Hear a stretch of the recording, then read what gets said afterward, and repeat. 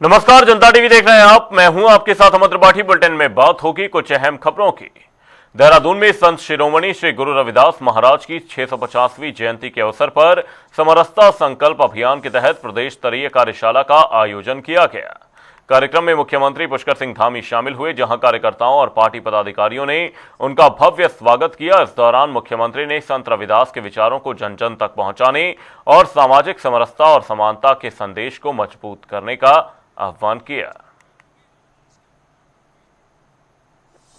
साथियों, ये आज का आयोजन, आज का ये कार्यक्रम या ये कार्यशाला केवल एक आयोजन कार्यशाला ही नहीं है, बल्कि एक ऐसे महापुरुष के विचारों को जन जन तक पहुंचाने का संकल्प है, जिन्होंने सदियों पहले समाज को समरस बनाने के लिए, समाज में समानता लाने के लिए और समाज में सामाजिक न्याय का अमर संदेश देने का काम किया था, जो आज भी हम सब के लिए पाथे का काम कर रहा है। हम सभी जानते हैं, संत शिरोमणि रविदास महाराज जी का 650वीं जयंती वर्ष के अवसर पर पूरे देश में समरसता संकल्प अभियान भारतीय जनता पार्टी के द्वारा संचालित किया जा रहा है, जिसके बारे में आदरणीय लाल सिंह जी ने बहुत विस्तार से बताया है किस प्रकार से पूरे देश के अंदर ये अभियान चलना है। और आज की ये कार्यशाला भी उसी महत्वपूर्ण अभियान की एक कड़ी है। मुझे पूरा विश्वास है कि आज की इस कार्यशाला में प्रतिभाग करने वाले प्रत्येक कार्यकर्ता संत रविदास जी के समरसता, समानता और सामाजिक सद्भाव के संदेश का सच्चा वाहक बनकर समाज के प्रत्येक वर्ग तक पहुंचेगा और इस अभियान को जन जन तक पहुंचाने में अपनी बहुत महत्वपूर्ण भूमिका निभाएगा। साथियों, संत रविदास जी महाराज का संपूर्ण जीवन भारतीय संस्कृति की उस अविरल धारा का प्रतीक है, जिसने मध्यकाल में कठिन दौर में भटकते हुए समाज को सही दिशा देने का काम किया था। और रविदास जी महाराज कभी लकीर के फकीर नहीं रहे। साथ ही उन्होंने कभी भी अपने विचारों को किसी पर थोपने का प्रयास भी नहीं किया, न कभी किसी को जबरदस्ती उन्होंने सुधारने का या अपने मार्ग पर चलने का प्रयत्न किया। उनका मानना था कि जब किसी व्यक्ति का भी अंतःकरण शुद्ध होगा, जब उसका मन ठीक होगा, उसका आत्मशोधन होगा। आत्मशोधन भी हम सब करते हैं। कई बार जब अकेले में बैठते हैं तो शोधित करते हैं अपने आप को, जो भी कमियां होती हैं, पाप ताप होता है, कभी प्रायश्चित करते हैं, तो वो आत्मशोधन होता है। तो वो स्वयं ही, उनका मानना था कि भक्ति और सत्य के मार्गों को पहचान लेगा और ईश्वर को पा लेगा, यानी कि निराकार हो जाएगा, उसके भाव शुद्ध हो जाएंगे, अंतःकरण शुद्ध हो जाएगा। उन्होंने समाज को आडंबरों से मुक्त करने के लिए छुआछूत की जो दीवारें थी उसे गिराने और हर मनुष्य को एक समान दृष्टि से देखने का संदेश दिया। जब समाज ऊंच नीच, जातिगत भेदभाव और सामाजिक कुरीतियों में जकड़ा हुआ था, तब उन्होंने निर्भीक होकर कहा कि मनुष्य को उसकी पहचान उसकी जाति से नहीं, बल्कि उसके कर्म से, उसके चरित्र से और उसके विचारों से होती है। उन्होंने अपने जीवन में सिद्ध किया कि ईश्वर तक पहुंचने के लिए केवल आपका भाव शुद्ध होना चाहिए। इसीलिए उन्होंने कहा था कि मन चंगा तो कठौती में गंगा। और ये केवल एक विचार नहीं, बल्कि भारतीय दर्शन का सार है। संत रविदास जी ने एक ऐसे समाज की कल्पना की थी जहां किसी के साथ ऊंच नीच का व्यवहार न हो, जहां सभी को समान सम्मान मिले, सभी को समान अवसर मिले, प्रत्येक व्यक्ति भय से, भेदभाव से दूर होकर जीवन जी सके। उनकी इसी कल्पना की सुंदर अभिव्यक्ति इस वाणी में स्पष्ट रूप से मिलती है, जिसमें उन्होंने कहा था, ऐसा चाहूं राज में जहां मिले सबको अन्न, सबन को अन्न, छोट बड़ो सब सम बसे, रविदास रहे प्रसन्न। यानी कि इसका अर्थ है कि मैं ऐसा समाज चाहता हूं जहां कोई भूखा न रहे, सभी को समान सम्मान मिले, हर व्यक्ति बिना किसी भेदभाव के समरसता के साथ जीवन जी सके। पेपर लीक पर प्रधानमंत्री नरेंद्र मोदी के वीडियो संदेश के बाद राजनीतिक बयानबाजी तेज हो गई है। प्रधानमंत्री ने छात्रों के हितों की रक्षा और दोषियों पर सख्त कार्रवाई का भरोसा दिया और इस पर कांग्रेस विधायक रवि बहादुर ने सरकार पर निशाना साधते हुए कहा कि प्रधानमंत्री ने देर से प्रतिक्रिया दी। उन्होंने छात्रों के साथ कथित दुर्व्यवहार के आरोप लगाते हुए सरकार की कार्यशैली पर सवाल उठाए। चलिए, भगवान ने उनको बुद्धि शुद्धि दी। हमारे देश के युवाओं ने, हमारी जो ये जनजी है, इन्होंने उनको सचेत करने का काम करा और बहुत दिनों बाद हमने प्रधानमंत्री का चेहरा भी इतना बड़ा देखा। वो कैमरामैन और वो सब गायब हो गए मेरे ख्याल से जनजी के डर से, तो उनको शायद अपने मोबाइल या किसी अपने असिस्टेंट के मोबाइल से लाइव आना पड़ा। तो देखा कि प्रधानमंत्री जी के चेहरे में कितने दाग हैं। बड़ा क्लोज से आया, पर आया, चलो उनकी बुद्धि थोड़ी तो ठीक हुई, उन्होंने बच्चों के लिए कुछ तो बोला, पर अब देर हो चुकी है। आप हठ धर्मिता में, अहंकार में, घमंड में इतना चूर हो गए कि आपने वहां बच्चे पिटवा दिए, और बच्चे भी उस स्थिति में पिटवाए हैं कि डंडों पे जो है इतनी बड़ी बड़ी कीलें थी। विश्व प्रसिद्ध कॉर्बेट टाइगर रिजर्व में WWF के ट्रांस बाउंड्री कार्यक्रम के तहत नेपाल वन विभाग का प्रतिनिधिमंडल 2 दिवसीय एक्सपोजर विजिट पर पहुंचा। अधिकारियों ने वन्यजीव संरक्षण, पर्यटन, गश्त, घास भूमि प्रबंधन और सामुदायिक सहभागिता की व्यवस्थाओं का अध्ययन किया। दोनों देशों के अधिकारियों ने संरक्षण संबंधी अनुभव साझा किए और सीमा पार वन्यजीव संरक्षण को मजबूत बनाने के लिए आपसी सहयोग और समन्वय बढ़ाने पर जोर दिया। वो क्या है कि वाइल्ड लाइफ कंजर्वेशन जो है वो आते हैं जाते हैं, उनके लिए नेपाल इंडिया आना जाना होता रहता है। और इस पॉपुलेशन को अगर दोनों देशों मिलकर कंजर्वेशन नहीं किया तो वो कंजर्व हो नहीं पाएंगे। तो दोनों मिलकर वाइल्ड लाइफ कंजर्वेशन मैनेजमेंट को बढ़ावा करना पड़ता है। तो जो प्रैक्टिसेज ये कॉर्बेट टाइगर सेंचुरी रिजर्व कर रहा है, वैसे ही नेपाल में भी हो रहा है।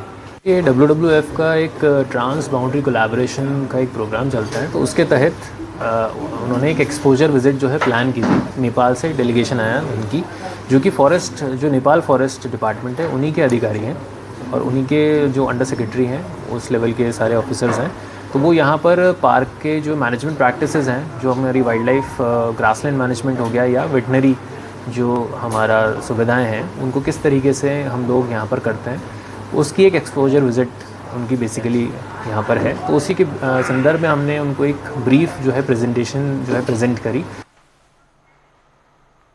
प्रदर्शन और छात्र आंदोलन के बीच प्रधानमंत्री नरेंद्र मोदी ने वीडियो संदेश जारी कर दोषियों पर सख्त कार्रवाई और भविष्य में पेपर लीक रोकने के लिए कड़े कानून का भरोसा दिया। मुख्यमंत्री पुष्कर सिंह धामी ने प्रधानमंत्री की पहल का स्वागत करते हुए कहा कि सरकार युवाओं के हितों के लिए प्रतिबद्ध है। उन्होंने विश्वास जताया कि सख्त कानून और पारदर्शी परीक्षा व्यवस्था से मेहनती युवाओं को न्याय मिलेगा। जितने देश के ऐसे ज्वलंत मुद्दे थे जो जनता से जुड़े हुए थे, यहाँ के नौजवानों से जुड़े हों, गरीबी उन्मूलन से जुड़े हों, ऐतिहासिक निर्णय लेने हों, अनसुलझे अनेक मुद्दों को प्रधानमंत्री आदरणीय नरेंद्र मोदी जी ने ही जो है उनको सुलझाया है और उनके सख्त प्रावधान किए हैं। उसको हमेशा जड़ से समाप्त करने का काम किया है। इस नकल की समस्या के लिए भी वो उन्होंने कहा है सख्त कार्रवाई करेंगे, सख्त एक बिल लेकर आएंगे। तो मैं समझता हूँ नौजवान युवाओं के लिए, आगे के लिए एक बहुत अच्छा परीक्षाओं का रास्ता बन जाएगा। उसके बाद नकल की संभावना नहीं रहेगी और जो हमारे युवा होनहार हैं उनका हमेशा विश्वास, आत्मविश्वास दोनों ही प्रबल होगा कि अब मेहनत करेंगे, परिश्रम करेंगे, योग्यता, प्रतिभा, क्षमता के आधार पर उनका निर्णय, उनको आगे चयन का अवसर मिलेगा। मैं प्रधानमंत्री जी की इस पहल का बहुत स्वागत करता हूं, उनका आभार व्यक्त करता हूं। सर, आज वाइल्ड हल्द्वानी के रानीबाग स्थित चित्रशिला जिया रानी मंदिर परिसर के समीप कथित अतिक्रमण को लेकर विवाद गहरा गया है। कत्यूरी समाज के लोगों ने नैनीताल के जिलाधिकारी से मुलाकात कर मंदिर परिसर से अतिक्रमण हटाने की मांग की। उनका कहना है कि अतिक्रमण की वजह से मां जिया रानी मंदिर और चित्रेश्वर महादेव परिसर का मूल स्वरूप प्रभावित हो रहा है। वहीं जिलाधिकारी ने मामले की जांच के निर्देश दे दिए हैं। हल्द्वानी रानीबाग हमारे संस्कृति और हमारे समाज की आस्था का केंद्र है, जहाँ पर चित्रेश्वर धाम है। चित्रेश्वर धाम एक पौराणिक स्थल है जो स्कंद पुराण में उनका जिक्र है। वहाँ पर कुछ समय पहले कुछ अराजक तत्वों ने शनि मंदिर स्थापित कर दिया है, जो हमारे विधि के अनुरूप नहीं है, हमारे संस्कृति के अनुरूप है। आज पहाड़ी समाज के तमाम लोग यहाँ पर आए हैं और हम चाहते हैं उस शनि मंदिर की स्थापना के बाद कई बार शासन प्रशासन ने उसको ध्वस्तीकरण के आदेश भी दे दिए प्राधिकरण ने, उसके बावजूद वो लोग उसको तोड़ नहीं रहे हैं। इससे हमें ये भी शक है कि सत्ता पक्ष के कोई मजबूत लोग वहाँ पर जमीन को खुर्द-बुर्द कर, जो मंदिर परिषद की जमीन है उसको खुर्द-बुर्द कर उसमें अनैतिक कार्य करना चाहते हैं। इस प्रकार अयोध्या राम की जन्मभूमि है, उसी प्रकार रानीबाग राजमाता जिया की कर्मभूमि, और उस कर्मभूमि में जो अतिरिक्त गतिविधियां चल रही हैं अराजक तत्वों द्वारा, उसको बंद करने के लिए और जो अवैध निर्माण किया गया है उसके ध्वस्तीकरण के लिए हम लोग आज जिलाधिकारी महोदय नैनीताल को ज्ञापन देने के लिए आए। उद्देश्य है कि हमारी पहाड़ियत बची रहे और हमारा सम्मान बना रहे। यह माता गुफा मंदिर तथाकथित शनि मंदिर से बिल्कुल ऊपर है। पहले यहाँ पे शनि मंदिर नहीं था, इसमें खाली स्थान था, इसमें जागर होती थी, जय जिया पड़ाव कहते थे इसको भी। और चित्रेश्वर जो उसके बगल में है मेन, ये उसका परिसर है जहाँ पे शनि मंदिर बना है। ये चित्रेश्वर महादेव का ही परिसर है। और जो भी दर्शनार्थी जिया माता को दर्शन गुफा करने आते हैं, पर्वतीय समाज सारा का सारा कत्यूरी समाज है, सब माता की गुफा के दर्शन करने आते हैं। तो जो भी बुजुर्ग हैं चल नहीं पाते हैं, नीचे नदी घाट में जो चित्रशिला है जो माता का घाघरा के नाम से प्रसिद्ध है, वहीं से दर्शन करते थे चित्रशिला के। लेकिन जब से ये 2 मंजिला 3 मंजिला भवन बना दिया उन्होंने शनि के नाम पे, जितने भी दर्शनार्थी आ रहे हैं वो देख नहीं पा रहे हैं चित्रशिला को डायरेक्टली वहां से, क्योंकि बीच में बाधा क्रिएट कर दी गई है। हमने शनि मंदिर संचालक को इस बारे में बताया और सभ्यता से भी कहा और अच्छी तरह से बताया कि भाई इससे बाधित हो रहा है, आप इसको हटाइए। कांवड़ यात्रा से पहले अखाड़े के संतों ने बड़े डीजे, फिल्मी गीतों और अशोभनीय झांकियों पर चिंता जताई है। संतों ने कहा कि तेज आवाज वाले डीजे से बुजुर्गों, मरीजों और बच्चों को परेशानी होती है, इसलिए श्रद्धालु मर्यादा और अनुशासन का पालन करें। उन्होंने कहा कि भगवान शिव का गलत चित्रण और फिल्मी गीतों पर धार्मिक झांकियां सनातन परंपरा के अनुरूप नहीं हैं। अखाड़े ने चेतावनी दी कि ऐसी गतिविधियों का कड़ा विरोध किया जाएगा तथा नशा और हुड़दंग से दूर रहने की अपील की है। ये देखिए कि हमारे धर्म का पर्व है कांवड़ यात्रा। इसमें हमारे कुछ नादान बच्चे जो धर्म को नहीं जानते, वे बहुत भारी भारी कांवड़ लेकर आते हैं, जिससे उनको शारीरिक क्षति भी होती है और बीच में नशा करने के बाद कुछ उपद्रव भी करते हैं, जिससे समाज में त्रुटि फैलती है और बहुत वामपंथी जैसे लोगों को हमारे धर्म पर मतलब विरोध करने का मौका मिलता है। तो हमारा कर्तव्य है कि उन बच्चों को, क्योंकि एक धर्म गुरु का कर्तव्य होता है धर्म समझाना, तो हमारा कर्तव्य है कि उन बच्चों को सही मार्गदर्शन मिले, जिससे वे अपने कर्म कांड अनुष्ठान उत्तम करें और अपना जीवन और अपने परिवार और समाज की उत्तम प्रकार से रक्षा कर सकें।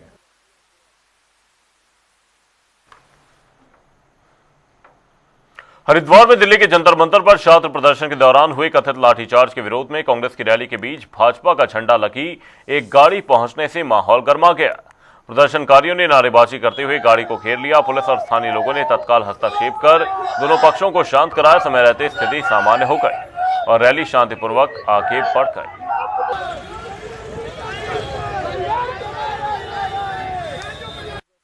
ये खुला गुंडा राज चल रहा है। भारतीय जनता पार्टी छात्रों की आवाज को दबाना चाहती है।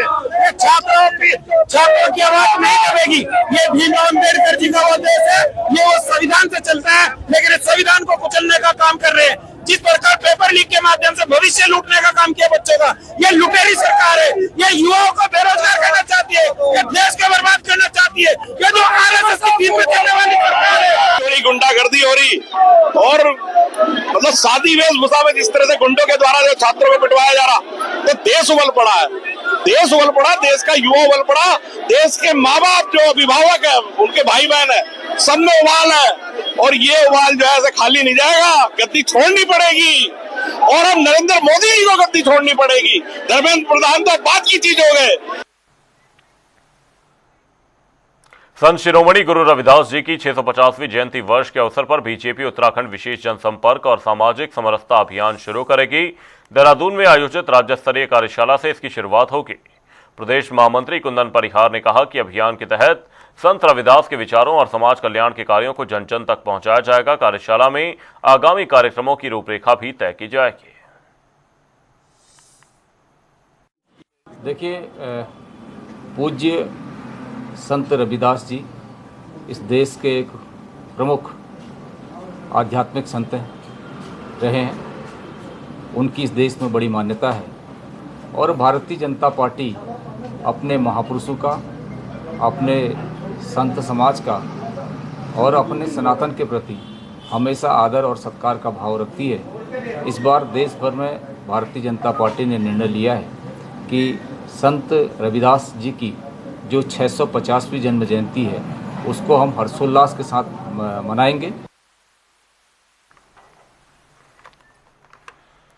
मुख्यमंत्री पुष्कर सिंह धामी के निर्देशन में देहरादून में जन जन की सरकार जन जन के द्वार अभियान के तहत 4 से 23 जुलाई तक आयोजित शिविरों में 44,735 लोगों ने भाग लिया। 14,500 से अधिक लोगों को सरकारी योजनाओं का लाभ मिला, जबकि 848 शिकायतों में से 568 का मौके पर ही निस्तारण किया गया। जिलाधिकारी डॉक्टर आशीष चौहान ने कहा कि मानसून के बाद भी दूरस्थ क्षेत्रों में शिविर जारी रहेगा। माननीय मुख्यमंत्री जी के निर्देशों के क्रम में जन जन की सरकार जन जन के द्वार का जो प्रोग्राम हुआ उसमें हमारे 45,000 के आसपास पार्टिसिपेंट्स ने इसमें पार्टिसिपेट किया। प्राप्त शिकायतें 800 अबव हैं, 840 के आसपास का नंबर है और उसमें निस्तारित शिकायतें 536 के आसपास हैं और जो बेनिफिट्स दिए गए विभिन्न किस्म के प्रमाण पत्र और वो सब जो दिए गए 14,500 के आसपास लाभार्थियों को ये दिया गया है। तो जो माननीय मुख्यमंत्री जी के निर्देश थे कि हमें सुशासन को द्वार पे या मतलब नागरिकों के घरों तक पहुंचाना है और उन्हें बहुत बिना किसी असुविधा के उन्हें जो लाभ दिए जाने हैं, तो उस क्रम में हमारे जनपद का जो प्रयास है वो फर्दर माननीय मुख्यमंत्री जी के जो डायरेक्शंस हैं कि जो एरिया छूट गए उनमें आने वाले मानसून के बाद में हमें और इंटेंसिफाई करते हुए इसे करवाना है, तो उसमें हम लगातार प्रयास। दिल्ली में छात्रों पर हुए कथित लाठीचार्ज के विरोध में हल्द्वानी में छात्रों ने केंद्रीय शिक्षा मंत्री धर्मेंद्र प्रधान की प्रतीकात्मक अर्थी के साथ प्रदर्शन किया। तिकोनिया चौराहे पर पुलिस ने उन्हें रोकने की कोशिश की, जिससे धक्का मुक्की और नोकझोंक हुई। बाद में छात्र डीएम कार्यालय पहुंचे और नारेबाजी की। प्रदर्शन के दौरान यातायात प्रभावित रहा। छात्रों ने कहा कि उनकी मांगे पूरी होने तक आंदोलन जारी रहेगा। जैसे कि हम जो देख रहे हैं, जो दिल्ली जंतर मंतर में जो छात्र छात्राओं पर लाठीचार्ज हुआ और जो हमारे छात्र छात्राएं मरे जो अभी दिखाई नहीं जा रहे हैं, उस लाठीचार्ज में कितने छात्र छात्राएं मरे हैं वो अभी हमें देश सरकार जो हमारी भाजपा सरकार वो पुष्टि नहीं कर पा रही है। हम इसको लेकर आंदोलित है और अभी आंदोलन तो ये डीएम हाउस, आज डीएम कार्यालय तक है, कल हम ये कमीशन हाउस तक करेंगे और जल्दी अगर इसका हम जल्दी अगर क्या कहते हैं प्रधान क्या कहते हैं धर्मेंद्र प्रधान इस्तीफा नहीं देता है तो हम राजभवन घेराव करेंगे। हम हैं छात्र, तो छात्रों के आप आजकल के आप कंडीशन देख रहे होगे कि छात्रों के पेपर लीक हो जा रहे हैं, चाहे कोई भी पेपर हो। आज की डेट में हर पेपर लीक हो रहा है। तो हम मिडिल क्लास फैमिली से हैं, तो हम पढ़ने बाहर जाते हैं। जो ये बड़े नेता लोग हैं जैसे धर्मेंद्र प्रधान, ये अपने बच्चों को बाहर पढ़ा रहे हैं, तो हम मिडिल क्लास फैमिली से बाहर अगर पढ़ने आ रहे हैं तो ये हमारे पेपर लीक करवा दे रहे हैं। तो ये तो सही नहीं है ना। तुम अपने बच्चों, अगर तुम्हारे पास पैसा है, तुम्हारे पास पावर, तुम अपने बच्चों को दूसरी जगह पढ़ा रहे हो, दूसरे फॉरेन में पढ़ा रहे हो, तो हम मिडिल क्लास के बच्चे कहाँ जाएंगे। तो इसी वजह से हम आज धरने पे उतरे हैं। हमने अपने जीवन में जलियांवाला बाग नहीं देखा, लेकिन हमने जंतर मंतर पे हमने जलियांवाला बाग देख चुके हैं। तो हमारी बस यही मांग है, धर्मेंद्र प्रधान को इस्तीफा देना चाहिए। अगर धर्मेंद्र प्रधान इतना ही अच्छा मंत्री है तो अपनी बेटी को फॉरेन में क्यों पढ़ा रहा है। मांग तो कुछ है ही नहीं, मांग तो खत्म हो चुकी है। इतने लोगों की हत्या हो चुकी है, इतने लोग मर चुके हैं। मैं तो यही कहता हूं, याद करिए वो जमाना जब महात्मा गांधी आंदोलन करते थे। ब्रिटिश सरकार जिनके पास बंदूकें तक हुआ करती थी, आज तो आंसू गोले से लड़ाई कर रहे हैं। हम तो वो भी खाने को तैयार है, गोली मारोगे गोली खाने को भी तैयार है। हम छात्र डरते नहीं है, क्योंकि छात्र क्यों नहीं डरते हैं, हमारी शरीर में पहाड़ की मिट्टी का खून है और वो अभी भी दौड़ता है और डरते नहीं है हम, चाहे जिलाधिकारी हो चाहे एसएसपी हो। याद रखिए वो दिन जब महात्मा गांधी जैसे आदमी को भी लोग 10-10, 20-20 बार पूछते थे, लेकिन आज हम छात्रों को ना पूछा जा रहा है तो सिर्फ लाठी और डंडों से पूछा जा रहा है। नीट पेपर लीक और केंद्रीय शिक्षा मंत्री धर्मेंद्र मांग को लेकर देहरादून के किशन नगर चौक पर कांग्रेस ने प्रदर्शन किया। रितेश छेत्री के नेतृत्व में कार्यकर्ताओं ने केंद्र सरकार का पुतला फूंका और नारेबाजी की। कांग्रेस ने मामले की निष्पक्ष जांच की मांग उठाई और दिल्ली में छात्र प्रदर्शन के दौरान हुए कथित लाठीचार्ज की आलोचना करते हुए आंदोलन तेज करने की चेतावनी दी। 19 तारीख को जब जंतर मंतर गया था तो 19-20 तारीख का जो कॉल था जंतर मंतर में, वो 19 तारीख को जब मैंने देखा तो तमाम इतनी हजारों में भीड़ थी उस टाइम, तो 20 तारीख को लाखों भीड़ बन गई थी। जिस तरीके से पुलिस ने जंतर मंतर में बैरिकेड्स लगाए और बैरिकेड्स में करंट लगाया था पुलिस ने, वो जब बैरिकेड में लगाया था और तमाम भीड़ को पुलिस रोक नहीं पाई, पुलिस के प्रशासन कोई नहीं रोक पाए, तो वो आगे जब भीड़ गई तो पुलिस ने लाठी मारी। सफाई की तरफ से यहाँ पर प्रोटेस्ट की कॉल दी है। मेरा नाम नितिन मलेका, मैं सफाई का प्रदेश अध्यक्ष हूँ और हमारा ये साफ मानना है कि दिल्ली के अंदर हमारे यहाँ से 25 साथी परसों गए थे, जिसमें से 20 को चोटें लगी हैं और चोटें ऐसी जगह लगी हैं बच्चे बता नहीं पा रहे। सर फटा है, पैर टूटा है, आंसू गैस से वो लोग जो है बेहोश हुए हैं और ये हमारे देहरादून उत्तराखंड के बच्चों की हालत है दिल्ली के प्रोटेस्ट के अंदर। नरेंद्र मोदी की जो सरकार है ये प्रोटेस्ट करवाने के लिए नहीं भेजी थी पुलिस वहाँ, ये प्रोटेस्ट को खत्म करने के लिए पुलिस भेजी। बीजेपी प्रदेश मुख्यालय में आयोजित प्रेस वार्ता में कैबिनेट मंत्री खजान दास ने नीट पेपर लीक मामले पर राहुल गांधी और विपक्ष पर निशाना साधा। उन्होंने कहा कि पेपर लीक दुखद है, लेकिन समाधान संसद में चर्चा से निकलेगा, सड़क पर प्रदर्शन से नहीं। बीजेपी प्रदेश महामंत्री दीप्ति रावत ने कहा कि मोदी सरकार युवाओं के हितों के लिए प्रतिबद्ध है और विपक्ष को राजनीति के बजाय